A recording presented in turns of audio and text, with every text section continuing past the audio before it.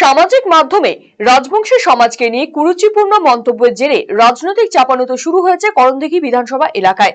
রাজবংশী ভোটারদের নিজেদের দিকে টানার চেষ্টা বিজেপি এবং তৃণমূল দুই দলের। তবে এই রাজবংশী সমাজে কুরুচিপূর্ণ মন্তব্যের জেরে অভিযুক্ত ব্যক্তিকে গ্রেফতারের দাবিতে আন্দোলনে নামতে চলেছে করণদিঘি রাজবংশী সমাজের লোকজন। তাদের দাবি, বিজেপি প্রার্থী বিরাজ বিশ্বাস দাবি করেছিলেন দ্রুত অভিযুক্তকে গ্রেফতার করতে হবে, কিন্তু তা হয়নি। রাজবংশী সমাজের দাবি, এই বিরাজ বিশ্বাসী অভিযুক্ত গোপাল বিশ্বাসকে দিয়ে ভোটের সামনে উদ্দেশ্য প্রণোদিতভাবে এই রাজবংশী সমাজকে কুরুচিকর মন্তব্য করিয়েছেন।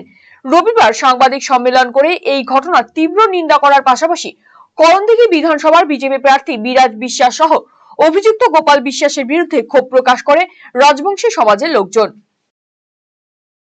যে বিরাজ বিশ্বাস 24 ঘন্টার সময় নিয়েছিলেন, 24 ঘন্টা পার হয়ে গেল, এখনো কিন্তু অ্যারেস্ট হয় নাই। তো আমরা বলছি রাজবংশী করণদিঘির সমস্ত মানুষ, বিশ্বাস বিশ্বাস ভাই ভাই, আমরা সমস্ত রাজবংশী বুঝতে পেরেছি আর ওই বিরাজ বিশ্বাসের উপর বিশ্বাস নাই। কি বলবেন? এটা বলবো যে বুঝতে পেরেছে সবাই আমাদের করণদিঘি মানুষ, যে ও চাইলেই কিন্তু অ্যারেস্ট করতে পারে, কিন্তু ইচ্ছা করে করাচ্ছে না।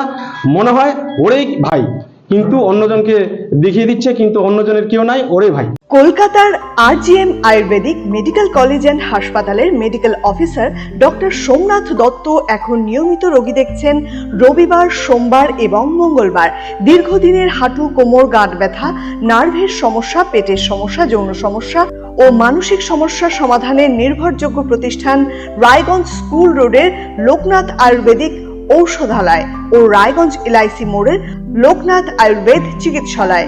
এখানে স্বর্ণপ্রাশন, কাপিং থেরাপি, লিচ থেরাপি ও পঞ্চকর্মার মাধ্যমে চিকিৎসা করা হয়। তাই নাম লেখাতে আজই যোগাযোগ করুন 9434966017 এবং 9153958198।